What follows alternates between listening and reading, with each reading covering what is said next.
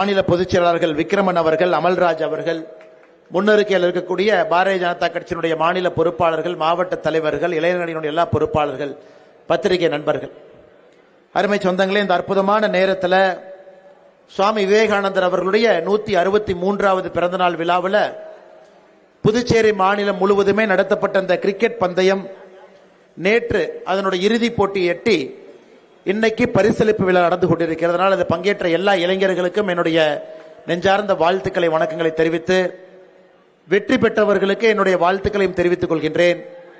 பெருமளவில் பங்கேற்ற எல்லா இளைஞர் படைக்கும் கூட இன்னும் பெருமளவில் அடுத்து நம்முடைய பாரதிய ஜனதா கட்சி புதுச்சேரி நடத்தக்கூடிய எல்லா விளையாட்டு போட்டிகளிலும் கூட நீங்கள் பங்கேற்க வேண்டும் என்கின்ற அன்பான வேண்டுகோளையும் இந்த நேரத்தில் உங்களுக்கு வைக்கின்றேன்.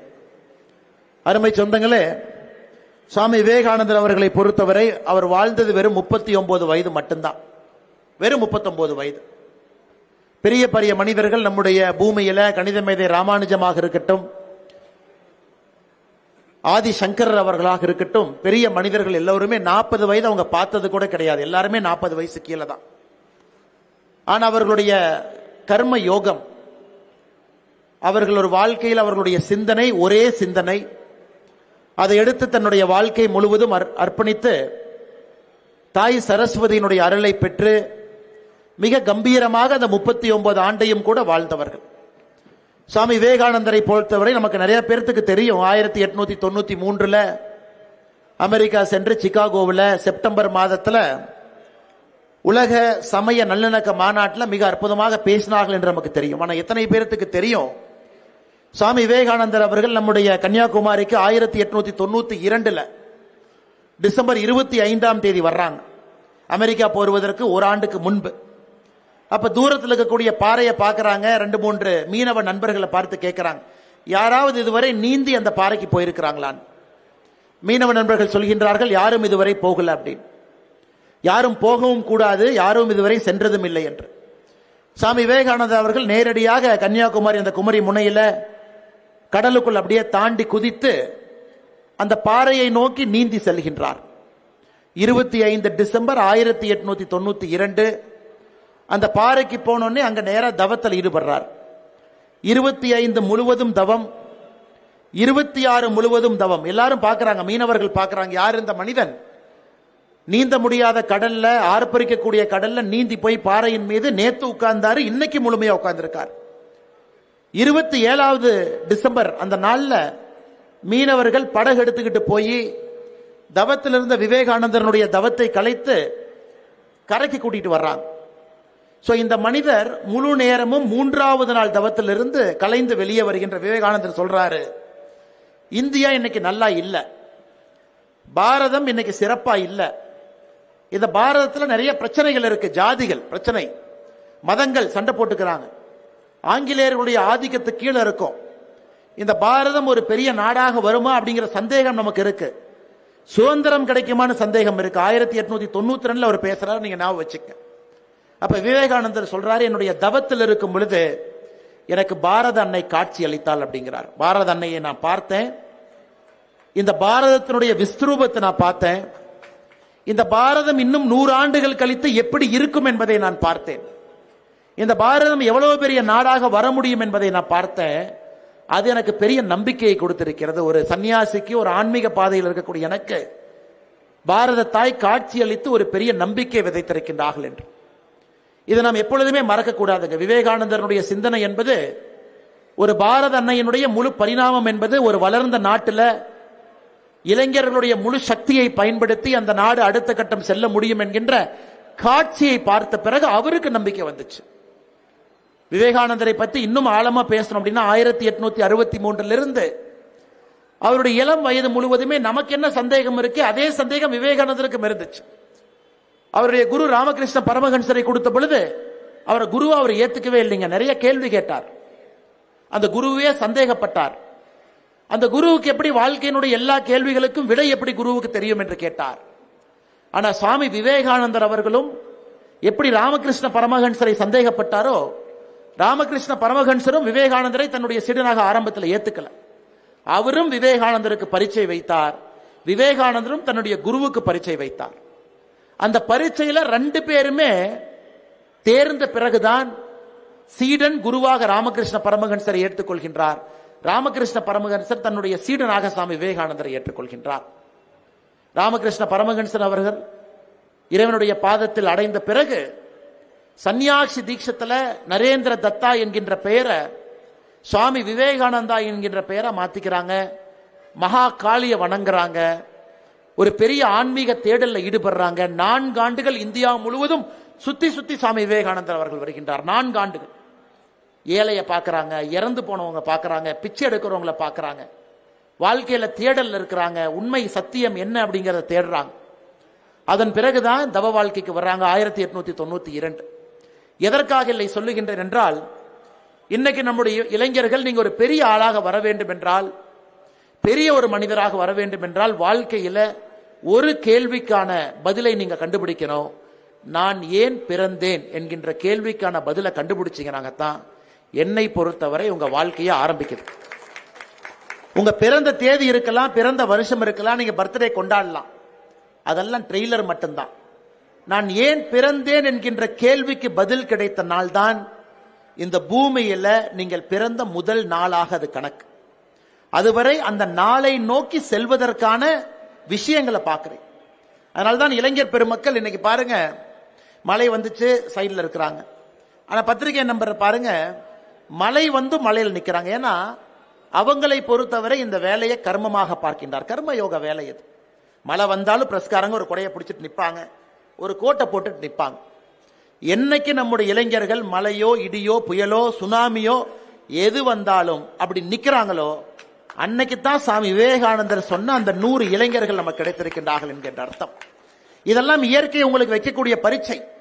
மழை பெய்யறால் என்ன தோல் உறிஞ்சா போயிட போதுங்க, ஒன்னாகாது. இடி விழுந்தா நம்ம தலைமையில விழுக போகுது, ஒன்னாகாது. இது இயற்கை உங்களுக்கு வைக்கக்கூடிய பரீட்சை. இந்த பரீட்சை எல்லாம் நீங்க பார்த்து பாஸ் ஆகி வெளியே வரணும்.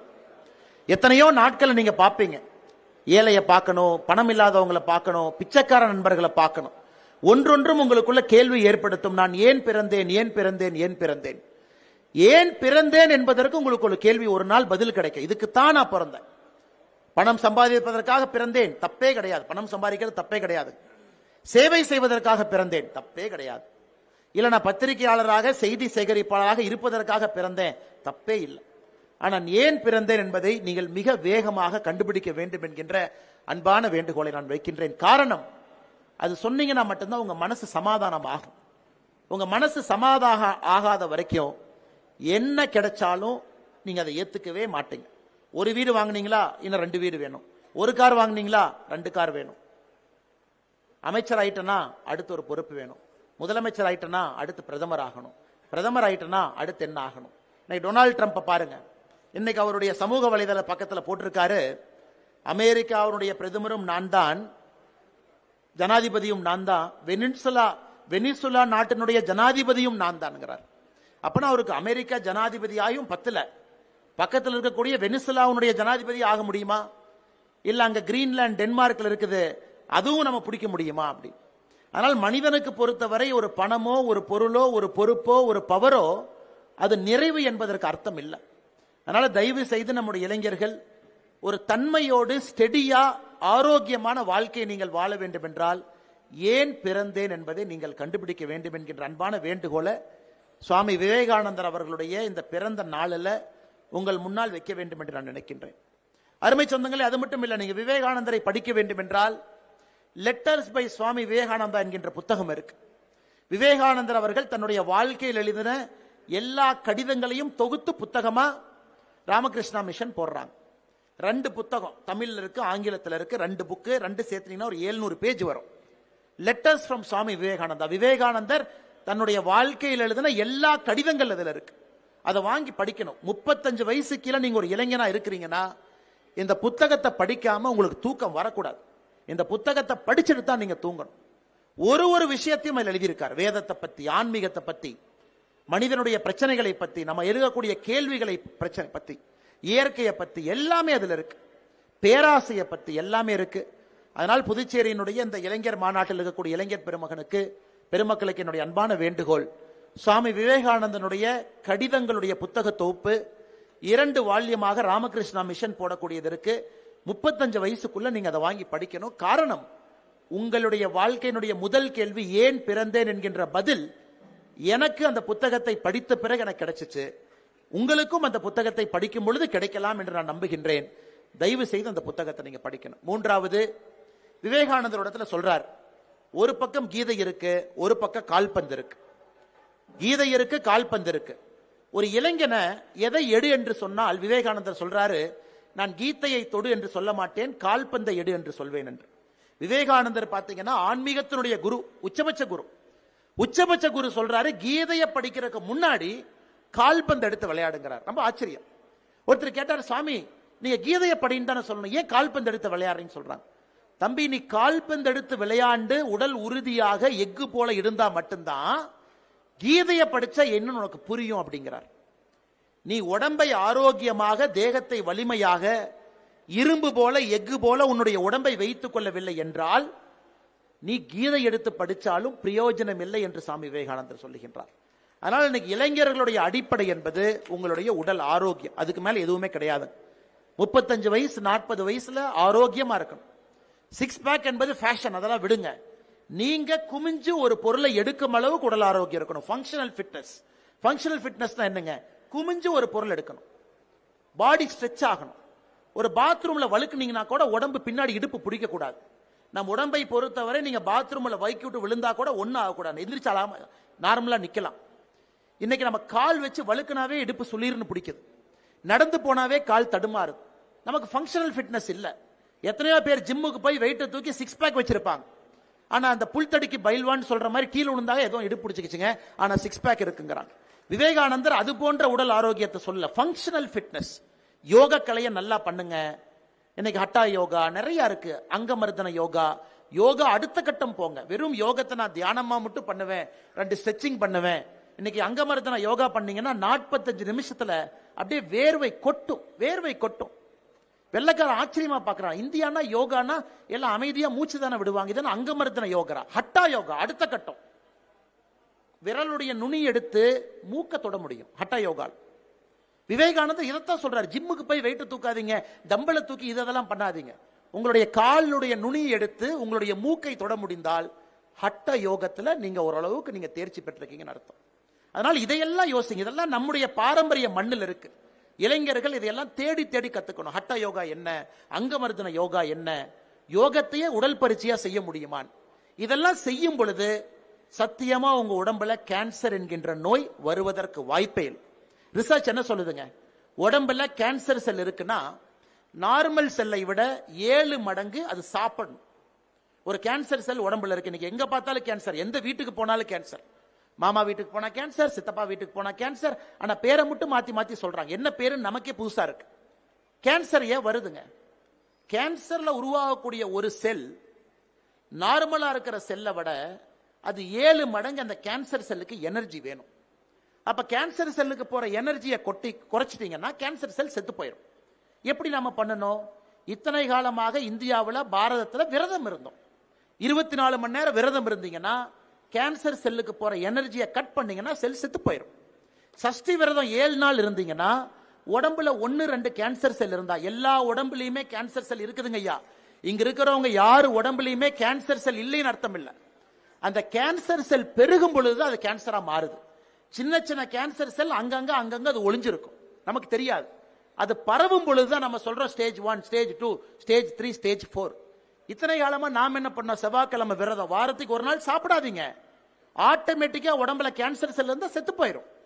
சனிக்கிழமை சாப்பிடாதீங்க, கேன்சர் செல் செத்து போயிடும். வருஷத்துக்கு ஒருக்கா பாடி கிளீன் பண்ணுமா, 7 நாள் விரதம் இருங்க, மொத்த கேன்சர் செல் செத்து போயிடும். எப்படி நம்ம முன்னோர்களுக்கு கேன்சர் வந்துச்சு? யாருக்குமே வரல. நாம விரதத்தை விட்டாச்சு, ஃபாஸ்ட் ஃபுட்டை சாப்பிட்றோம். கென்டக்கி ஃப்ரைட் சிக்கன் ஏதோ பேரெல்லாம் வச்சிருக்காங்க, எல்லாத்தையும் எடுத்து சாப்பிட்றோம். அப்ப என்ன ஆகுங்க?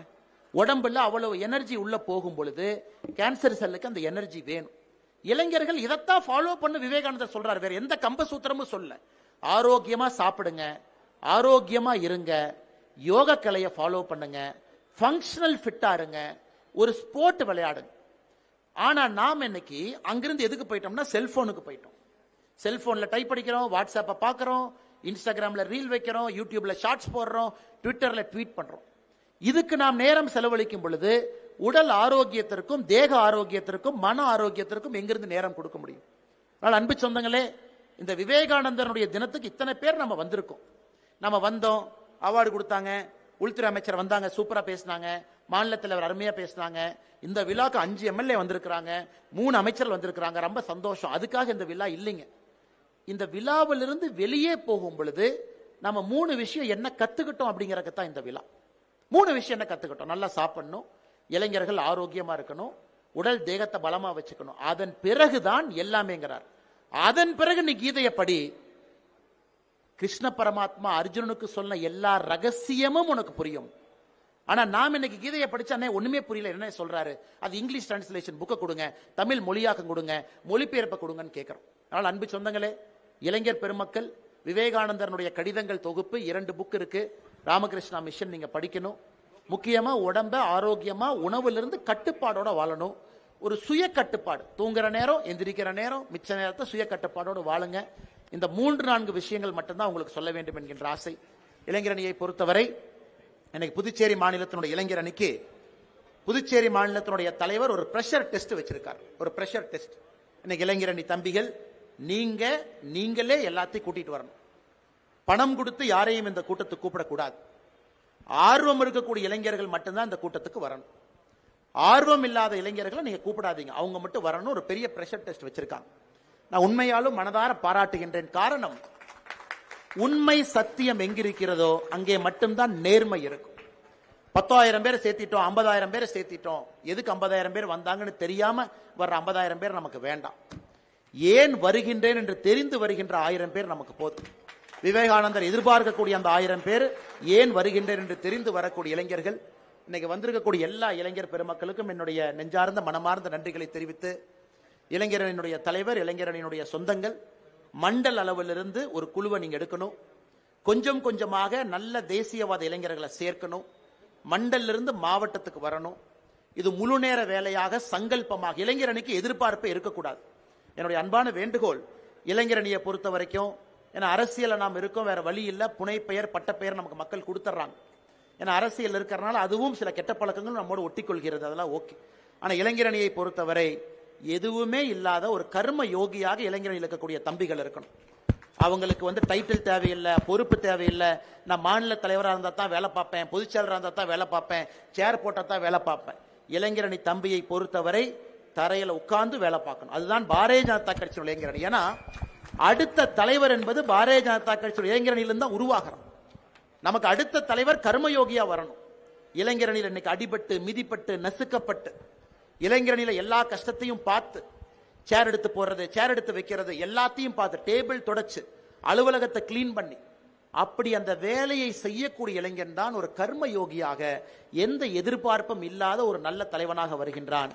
அதனால் இளைஞரணி தம்பிகளை பொறுத்தவரை அப்படிப்பட்ட நல்ல தலைவர்களாக நீங்க உருவாகணும். எதையும் நீங்க எதிர்பார்க்க கூடாது.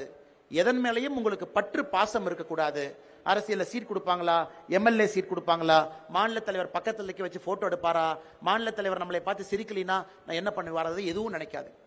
மாநில தலைவருக்கு வேலை செய்வதற்காக இளைஞரணி, கட்சிக்கு வேலை செய்வதற்காக இளைஞரணி. தரையில் அமர்ந்தாலும் அதே சந்தோஷம், மேடையில் நமச்சிவாய் என்ன பக்கத்துல சேர் கொடுத்தாலும் அதே சந்தோஷம், ஓரத்தில் நிக்க வச்சால் அதே சந்தோஷம், கேட்டுக்கு வெளியே டிராபிக்கை ரெகுலேட் பண்ணுங்கனால் அதே சந்தோஷம், வெளியே போய் கொடியை கட்டுங்க அதே சந்தோஷம், நிகழ்ச்சிக்கு வர வேண்டாம் மாவட்டத்திலிருந்து பின்னாடி வேலை செய்யுங்கனாலும் அதே சந்தோஷத்தோடு இளைஞரணி இருந்தா, பாரதிய ஜனதா கட்சி புதுச்சேரிக்கு நமக்கு இளைஞர்கள் வேண்டும் என்று சொல்வதை விட கர்மயோகியாக இருக்கக்கூடிய இளைஞர்கள் நமக்கு வேண்டும். காரணம், இந்த கட்சி இன்னும் அடுத்தடுத்த காலம் பெருசா வளரும். அண்ணன் சொன்னாங்க, மிக சிறந்த ஆட்சி நாம் கொடுத்துக்கிட்டு இருக்கோம். மறுபடியும் 5 ஆண்டு பத்தாதுங்க. ஜனநாயகத்தை பொறுத்தவரை 5 ஆண்டு என்பது எப்பவும் பத்தாது. மறுபடியும் 5 ஆண்டு, 25 ஆண்டுகள் 30 ஆண்டுகள் மத்திய பிரதேசத்தில், குஜராத்தில் பாரதிய ஜனதா கட்சியுடைய ஆட்சி இருக்கு. இன்னமும் நாம டே 1 மாதிரி வேலை பார்க்கிறோம். 25 ஆண்டுகள் ஆட்சியில் இருந்தாலும் கூட 25 வருஷம் இருந்துட்டு நம்ம சொல்ல, இன்னும் முதல் நாள் ஆட்சியில் இருந்தால் எப்படி இருப்போமோ அதே வைராகியத்தோடு வேலை பார்க்கின்றோம். அதனால் புதுச்சேரியினுடைய மாற்றம் என்பது இன்னும் பல ஆண்டுகள் இங்கே பாரதிய ஜனதா கட்சி தேசிய ஜனநாயக கூட்டணி ஆட்சியில் இருக்கணும். அதற்கு இளைஞர் இங்கிருந்து தலைவர்கள் நீங்க ஃபீட் பண்ணிக்கிட்டே இருக்கணும். இளைஞர் அணியிலிருந்து மாவட்ட தலைவர், இளைஞர் அணியிலிருந்து மாநில தலைவர், இளைஞர் அணியிலிருந்து தேசிய தலைவர், அப்படித்தான் வரணும். இன்னைக்கு நம்முடைய தேசிய தலைவர், தேசிய செயல் தலைவர் நிதின் நாபின் அவர்கள் பீகார் மாநிலத்தினுடைய இளைஞர் அணி தலைவர். அகில இந்திய இளைஞரணி பொதுச் செயலாளர், அகில இந்திய இளைஞரணி பொறுப்பாளர், 26 வயசுல பீகார்ல பட்னா வெஸ்டனுடைய எம்எல்ஏ, 2006ல், 2010ல் 2வது முறை எம்எல்ஏ, 2015ல் 3வது முறை எம்எல்ஏ, 2020ல் 4வது முறை எம்எல்ஏ, 2025ல் 5வது முறை எம்எல்ஏ. இன்னைக்கு அவருக்கு வயசு வெறும் 46. அப்ப பாரதிய ஜனதா கட்சி இளைஞரணியிலிருந்து ஒருத்தரை கண்டுபிடிச்சு அவரை குரூம் பண்ணி எம்எல்ஏ ஆக்கி அவருக்கு பொறுப்புகள் கொடுத்து 3 முறை நிதிஷ்குமார் அவர்கள் ஆட்சியில அமைச்சரவையில் இருந்து தேசிய செயல் தலைவர் பொறுப்பு வரும் வரை அதற்கு முன்னாடி நாள் வரைக்கும் பீகார்ல அமைச்சராக இருந்தார். அன்னைக்கு தான் பொறுப்பை துறக்கிறாரு. ஏன்னா இளைஞரணியை பொறுத்தவரை அந்த லீடர்ஷிப்பை மேல தூக்கி கொண்டு வரணும். அதனால் புதுச்சேரியுடைய இளைஞரணியினுடைய அன்பு தம்பிகள் மிகச் சிறப்பாக இந்த நிகழ்ச்சியை நடத்தி கொண்டிருக்கின்றீர்கள். அதற்காக என்னுடைய மனமார்ந்த வாழ்த்துக்களையும் தெரிவித்து இன்னும் உயர, இன்னும் மேல, இன்னும் வலிமையாக, இன்னும் பலமாக உங்களுடைய செயல்பாடுகள் இருக்கட்டும். எல்லா வல்ல இறைவன் சாமி விவேகானந்தர்களுடைய அருள் உங்களுக்கு முழுமையாக கிடைக்கட்டும் என்று சொல்லி இந்த நிகழ்வுக்கு வந்திருக்கக்கூடிய எல்லா அன்பு சொந்தங்கள், குறிப்பாக காவல்துறை நண்பர்கள், பத்திரிகை நண்பர்கள் எல்லோருக்குமே எதை பத்தி கவலைப்படாதீங்க. ஒரு 2 காலி சேர் இருந்தா பிரஸ் அவங்க போட்டோ எடுப்பாங்க, அதை போடுவாங்க, அதை ட்ரோல் பண்ணுவாங்க, அதை மீம் பண்ணுவாங்க. அதெல்லாம் எதையும் கண்டுக்கூடாது. நமக்கு தேவை 100 இளைஞர்கள் வந்தாலும் அந்த 100 பேர்த்தை வைத்து கட்சியை வளர்த்துக்கிட்டு போகணும். 1 பேர் இருந்தாலும் நாங்க பேசுவோம், 50,000 பேர் இருந்தாலும் பேசுவோம், 5 லட்சம் பேர் இருந்தாலும் பேசுவோம். ஏன்னா எங்களுடைய கடமை அது. அதனால் மிகச் சிறப்பாக நடந்து கொண்டிருக்கக்கூடிய அந்த விழாவில் வந்திருக்கக்கூடிய எல்லோருக்கும் நன்றி தெரிவித்து, வாழ்த்துக்களை தெரிவித்து என்னுடைய உரையை முடித்துக் கொள்கின்றேன். நன்றி, வணக்கம். பாரத் மாதா கி ஜெய். வைத்து நம்ம இளைஞர்கள் பார்க்க வேண்டும் என்பதற்காக எடுத்து வந்தவர் அவருடைய பிள்ளை, நம்முடைய மரியாதைக்குரிய அண்ணாமலைஜி அவர்களுக்கு புத்தகத்தையும் விவேகானந்தர் புகைப்படத்தை வழங்கியிருக்கிறார். திரு சர்மாஜி அவர்கள் விவேகானந்தருடைய வாழ்க்கை வரலாறை கண்காட்சியாக அமைத்திருக்கிறார். அவர்கள் கையாலே விவேகானந்தருடைய சிலையை அன்பிற்கு மரியாதைக்கும் உரிய அண்ணாமலைஜி அவர்களிடம் விவேகானந்தர் சிலையை வழங்க இருக்கிறார்.